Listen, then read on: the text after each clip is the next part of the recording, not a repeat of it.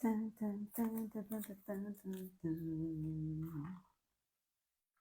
Começa mais um Momento para Ciência. Oi, gente, boa noite, vamos entrando. Podia fazer uma vinheta para começar a nossa live, né? Tan, tan, tan, tan, tan, tan, tan, tan, tan. Fazer uma coisa meio misteriosa, assim, para chamar. Hoje, o Momento Pele Ciência, ele está indo além da prescrição, além do óbvio. Nós vamos conversar sobre o que há de contraintuitivo e que vai te ajudar a fazer uma prescrição diferente, avançada e que te destaca no mercado de trabalho. Meu convite para acompanhar essa live de hoje é para os colegas dermatologistas, é para quem é residente de dermatologia, pós-graduando, estudante de medicina, colegas médicos de outra especialidade que trabalham com pele, com saúde da pele, para aprender um pouco mais sobre esse assunto que é pouco abordado por aí. Eu tenho certeza que talvez, né? Então, tenho certeza que talvez. Eu tenho, suponho que, melhor dizendo, que muitos desses tópicos que a gente vai conversar hoje, talvez você nunca tenha escutado sobre. Nós vamos conversar sobre como você faz orientações, prescreve até hábitos de vida para o seu paciente que vão ajudar para ele na estratégia do anti-envelhecimento, para melhorar a saúde da pele do paciente, para deixar a pele mais bonita, mais rejuvenescida. E são conselhos simples e que já tem base científica que você pode colocar na sua receita.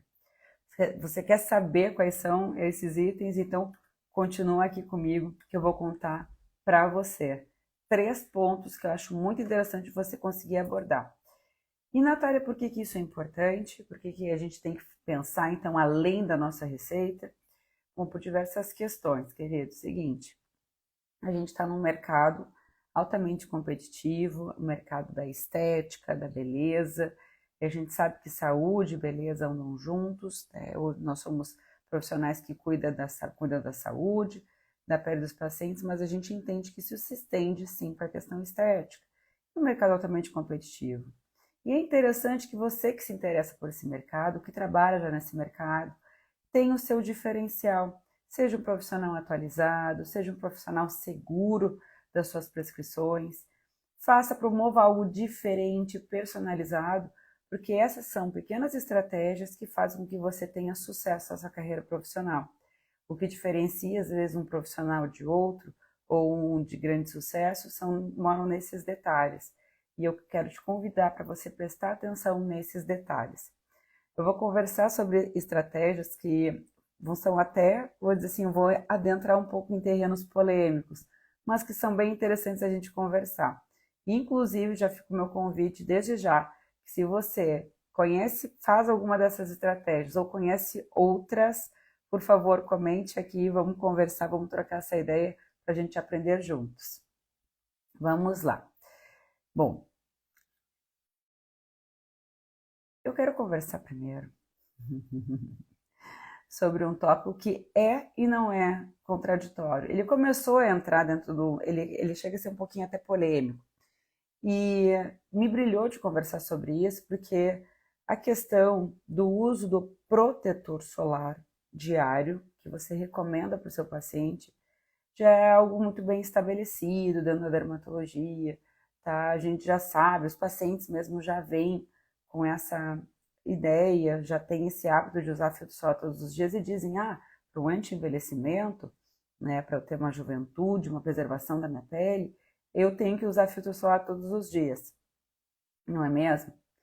E aí a gente tem isso como algo já padrão, padronizado, até que ultimamente, recentemente, não foi uma nem duas vezes, eu ouvi alguns profissionais aqui, né, no ambiente de Instagram, de internet, comentando assim, não, você não precisa usar filtro solar todos os dias.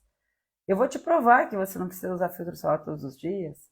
E ganhando até muitas visualizações, muitos likes, muitos compartilhamentos, acho que o pessoal começa a entrar nesse terreno um pouco da polêmica, como uma estratégia, né, de marketing. E as pessoas começam a se colocar na dúvida, então eu não preciso usar filtro solar todos os dias? E qual é a questão do filtro solar e por que que esses profissionais dizem que você não precisaria?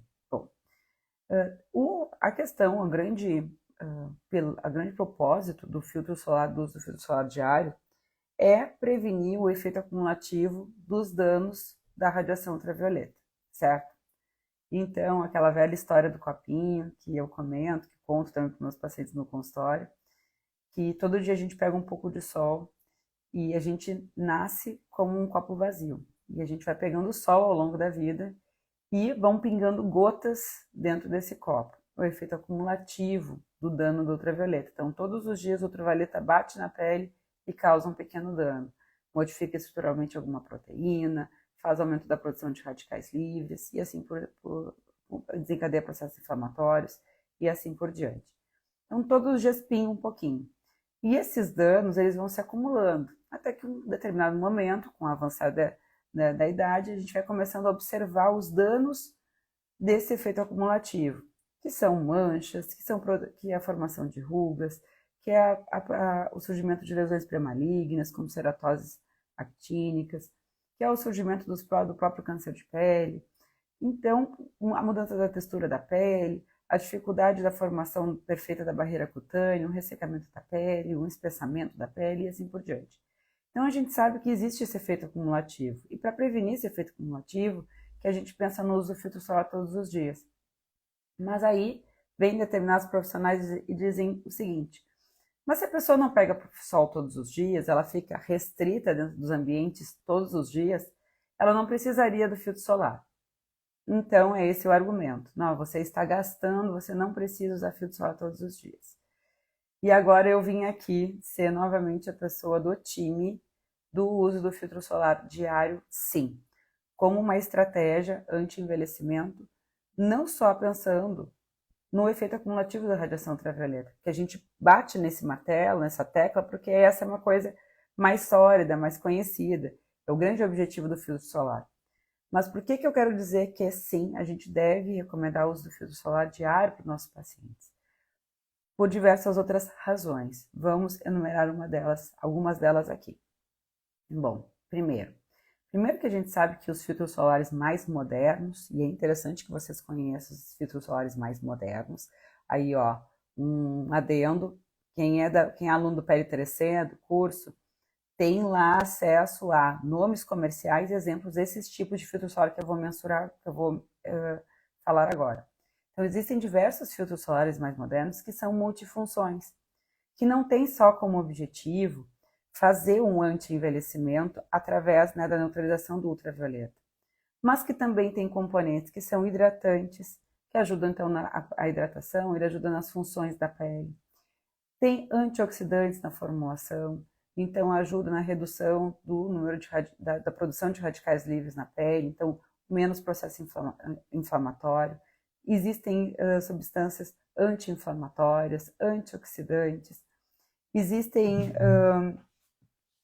até, eu digo assim, não só pelo fato de você ter ali um hidratante na composição, antioxidantes, anti-inflamatórios, mas também tem ativos que são tratamento para outras condições, então tratamentos para as manchas, tratamento para rosácea, então tratamento para acne, controle de oleosidade. Então o filtro solar não é só um bloqueador de radiação ultravioleta, um neutralizador, né, que reduz o dano do ultravioleta, mas tem outras multifunções na pele. E a gente sabe também que muitas vezes, né, o uso do filtro solar ele tem que ser um hábito. E a gente constrói um hábito como? Praticando ele diariamente. Então, assim, olha, o paciente ele vai usar filtro solar, sei lá, 7 dias da semana, mas ele vai entrar em contato de fato com radiação ultravioleta apenas 3 dias. Bom, às vezes ele não lembra disso, hoje eu vou pegar sol, hoje eu não vou pegar sol, eu não sei o que eu tenho para fazer no dia. E aí a pessoa, quando ela não desenvolve o hábito de usar, provavelmente ela vai mais não aplicar do que aplicar quando precisa. Ela precisa criar esse hábito, né? É melhor usar mais do que usar de menos. A gente sabe que não tem mal o filtro solar, que ele tem inúmeros benefícios, então por que não usar diariamente, mesmo que eu vá pegar pouco sol ao longo da semana? tá? Porque você vai criando este hábito. É a mesma coisa que dizer assim, não vou escovar os dentes porque eu não fiz nenhuma refeição hoje. Não.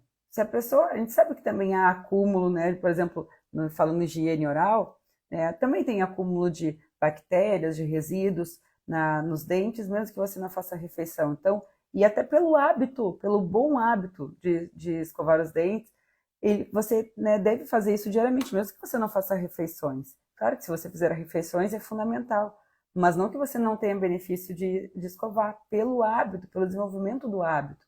É a mesma coisa com relação ao filtro solar na pele. Por mais que a pessoa não vá pegar sol todo santo dia, só pelo fato dela criar o hábito e no dia que ela pegar, ela tiver ali aplicado, isso vai se tornar algo benéfico para ela. Então, eu estou aqui fazendo uma oposição de algo meio contraintuitivo, de você continuar sim indicando o uso do filtro solar diariamente. Parece um pouco, né, pouco óbvio você usar se você vai ficar todos os dias dentro de casa, só que não, eu quero dizer que não, que existem outros inúmeros razões e vantagens de usar o filtro solar diário. E aí você pode esclarecer isso para o seu paciente, porque isso mostra que você é autoridade, né? Que você tem conhecimento, que você é uma pessoa atualizada. O paciente ele pensa no sol, mas você está pensando em outras inúmeras atividades que acontecem na pele ao longo do dia. A questão da formação de radicais livres, a necessidade de usar, às vezes, alguma molécula hidratante, alguma molécula de tratamento que tem ali dentro daquele filtro solar, porque hoje em dia é recomendado sim que o médico dermatologista faça a escolha, né, o ajude, auxilie na escolha do filtro solar de uso diário para o seu paciente. Então, aí esse pilar eu acho que é bem interessante de você abordar. Isso aí não está muitas vezes na prescrição e é legal de você trazer porque isso te torna uma pessoa diferente dentro do mercado em que todo mundo faz tudo igual, né? Quando a gente faz algo diferente, você se destaca. Um outro ponto interessante da gente conversar, eu conversei um tempo atrás fiz até um vídeo, e foi um vídeo que, assim, foi, né, super comentado, porque esse é um pensamento totalmente contraintuitivo, as pessoas não têm ideia sobre isso, e nem muitas vezes alguns profissionais, então eu vou te contar algo que vai ser bem legal de você começar a recomendar para os seus pacientes, sugerir, né, recomendar, sugerir. Bom, a gente sabe que quando a gente vai fazer uma estratégia anti-envelhecimento, existem vários fatores que envelhecem a pele ao longo do dia. Vamos conversar sobre elas, né? Lembrar de algumas: sol, radiação ultravioleta, agentes poluentes atmosféricos. Então a gente sabe que existem diversas toxinas no ambiente, principalmente em grandes cidades, né? Produtos de fumaça, produtos de toxinas automotivas, de fábricas. Então, a gente tem aí diversas substâncias atmosféricas que são, sim, envelhecedoras para a nossa pele, aumenta a produção de radicais livres, que promovem processos inflamatórios na pele, esses processos inflamatórios ou que ajudam a cronificar processos inflamatórios, e que sim envelhecem a pele.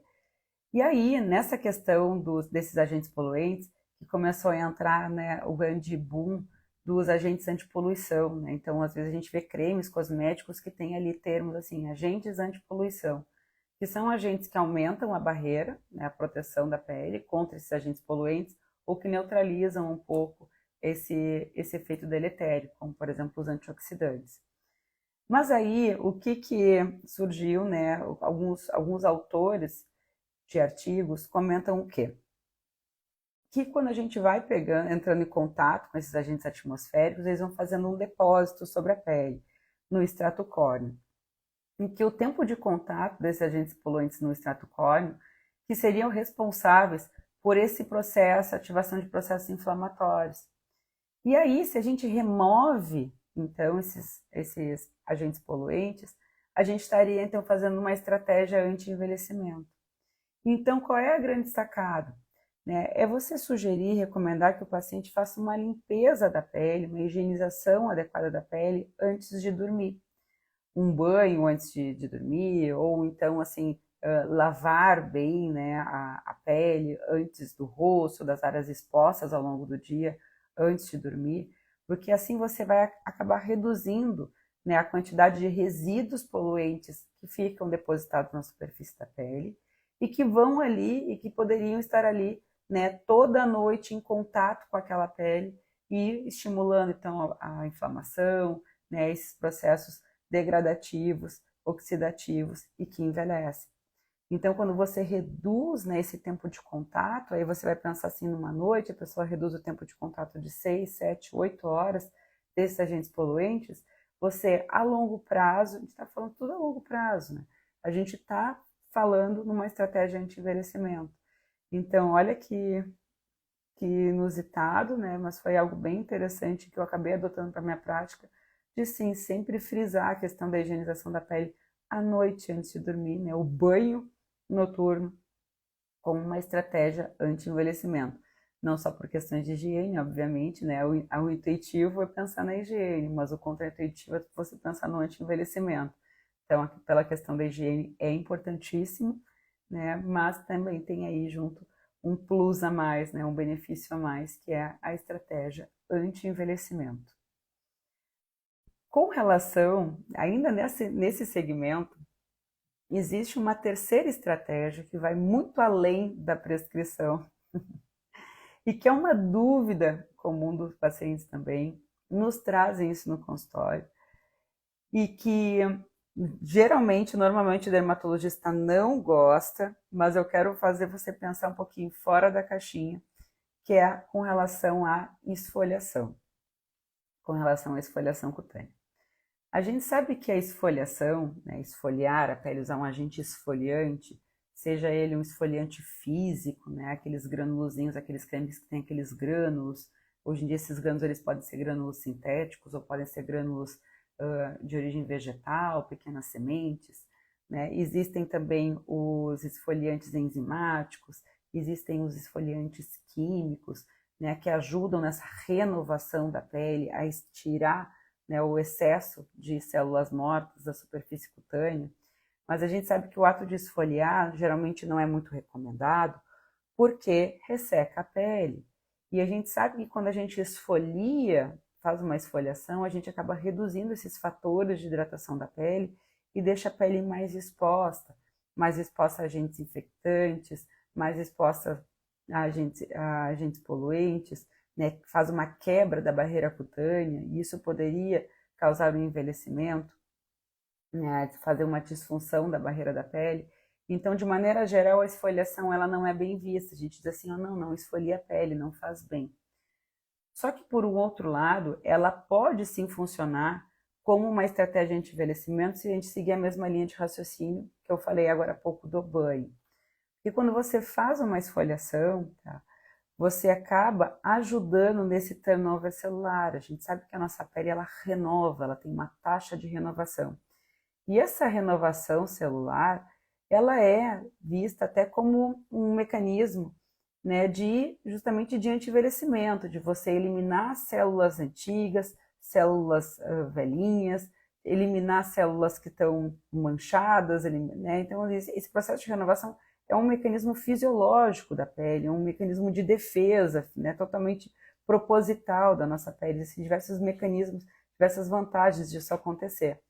E aí, quando você faria uma esfoliação, você estaria ajudando nesse processo de turnover, de renovação celular, você estaria estimulando, né, uma renovação, as células da camada basal a se reproliferarem, a fazer uma troca de células antigas por células mais jovens. Então, o método de esfoliação ele poderia sim ajudar com uma estratégia de envelhecimento. E existem diversos autores que falam sobre isso, sobre esfoliação como uma estratégia anti-envelhecimento. Então, a gente tem, por um lado, a desvantagem de desidratar a pele, de fazer uma quebra da barreira cutânea, e, por um outro lado, uma possível vantagem de ajudar no turnover celular. E aí, Natália, onde eu me encaixo nisso? O que eu quero dizer é o seguinte, que a gente pode usar o benefício ao nosso favor e neutralizar o malefício. Como? Você pode recomendar para o paciente, sim, fazer uma esfoliação, só que ele hidrate bem a pele depois. Então, você vai estar usando o benefício dessa renovação celular e, por outro lado, você acaba repondo ali os fatores, né, de hidratação que o paciente pode perder nesse ato de esfoliar. Mas isso só serve para quem não tem sensibilidade na pele, isso só serve para quem não tem uma dermatite, isso só serve para quem, né, tem uma pele mais oleosa, mais pesada e que tolera a questão da esfoliação. Então não é para todo mundo não, né? Também não vai pegar um paciente com dermatite atópica, que a gente mal quer que a pessoa use sabonete, para dizer que a pessoa tem que fazer esfoliação lá uma vez na semana como uma estratégia de envelhecimento, né? Não, a gente tem que usar o bom senso, a gente tem que usar a informação de um jeito certo. Então, o que eu quero dizer é que existem autores sim que defendem a questão da esfoliação cutânea de maneira periódica e não diária, como uma ajuda aí nos processos de renovação da pele e que isso poderia funcionar como anti-envelhecimento. Ora, a gente sabe disso, né? Até porque existem algumas substâncias que fazem essa esfoliação química, né? Como os alfa-hidroxiácidos, que são, né, um grupo de substâncias que ajudam nesse turnover celular, a gente chama de descamação insensível, a pessoa não vê a pele saindo, mas há uma renovação da pele, ácido glicólico, ácido mandélico, ácido málico, ácido lático, ácido salicílico, são exemplos desses hidroxiácidos. Então a gente sabe que essas estratégias de esfoliação que promove uma renovação da pele pode sim funcionar como uma estratégia de anti-envelhecimento e que está um pouco mais fora do óbvio, é contraintuitivo, vai além da prescrição e pode nos ajudar no processo do anti-envelhecimento. Quando a gente fala em processo de anti-envelhecimento, a gente está falando de promover saúde para a pele do paciente e a gente está pensando também na beleza, na estética da pele. Porque a gente sabe que uma pele saudável é uma pele esteticamente mais bonita. Essas duas coisas andam muito juntas. Então é muito difícil a gente dissociar saúde e beleza. Por isso que você, que é dermatologista, que é médico, que é especialista da área, né, trabalha com essas duas coisas andando juntas, né? Você trabalha com saúde, você trabalha com estética e beleza da pele. Quero saber se vocês já tinham pensado nessas estratégias, nesses 3 pilares, e se você conhece alguma outra estratégia anti-envelhecimento que está fora do óbvio e que pode vir sim na sua prescrição. Se você sabe, quer comentar alguma coisa, deixa aqui nos comentários. Eu sei que tem muitos que estão assistindo essa live, né, da maneira gravada aqui depois, porque essas nossas lives elas ficam aqui no feed, mas não deixe de comentar, deixar aqui nos comentários, que eu quero saber se existe alguma outra coisa. E também dúvidas, sugestões, perguntas, porque aqui a gente está para trocar ideia e conversar sobre isso. Bom, eu quero te convidar para não perder nosso Momento Pele Ciência. Ele acontece 2 vezes na semana, às terças e domingos, às 21 horas. Então, a gente tem um próximo encontro nessa terça-feira, às 21 horas. O assunto é bem legal, a gente vai falar sobre as trends de skincare do TikTok. É uma plataforma, né? A plataforma vizinha ali está sempre bombando de novidades. E existem muitas marcas, produtos e elementos com relação ao skincare que chegam através do TikTok. E chegam, às vezes, primeiro no nosso paciente do que na gente. Então, como você, que é especialista e gosta de estar atualizado e precisa estar atualizado, a gente vai, né, conversar sobre isso. Eu vou te trazer tudo sobre o mundo das trends de skincare lá da rede vizinha e que hoje em dia é uma grande força, né, no mercado da dermatologia, porque crescem marcas, desenvolvem-se marcas, aumentam vendas de produtos, às vezes só com uma viralização lá no TikTok. Então é importante sim que você conheça, por diversas coisas, até para você conseguir, né, recomendar ou não para o seu paciente. Às vezes eles vêm com a informação no TikTok, ó, posso fazer isso, posso usar aquilo, e é importante que você saiba ser essa luz, né, esse porto seguro para o seu paciente no seu momento, no seu atendimento. E esse momento é valioso, né? Eu digo, o nosso atendimento, a gente deve sempre trabalhar para o nosso atendimento entregar valor, né? Ser diferente, né? Não ser um atendimento óbvio, baseado só em queixas do paciente, queixas pontuais. A pessoa vem com um problema e você vai lá e vai sanar aquele problema.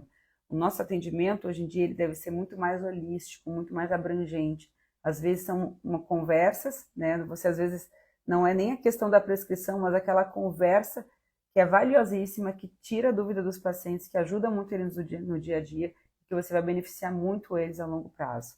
Tá? Então é muito legal, muito interessante, muito necessário que você se mantenha atualizado sobre esse ponto de vista. não só técnico, científico, mas até desse mundo todo que, né, envolve hoje em dia a medicina. Bom, espero que vocês tenham gostado, que tenham aproveitado, que tenham um ótimo início de semana. Vejo vocês na terça-feira, tá? Me conta aqui depois se você usa essas estratégias, se vai passar a usar. E olha, compartilha, tá? Aqui o perfil com um colega, uma colega que você acha que também vai gostar de saber se manter atualizado sobre saúde da pele, tá bem? E assim a gente vai se tornar todos juntos referência, sucesso e fortalecer a nossa profissão. Um beijo grande, até terça-feira.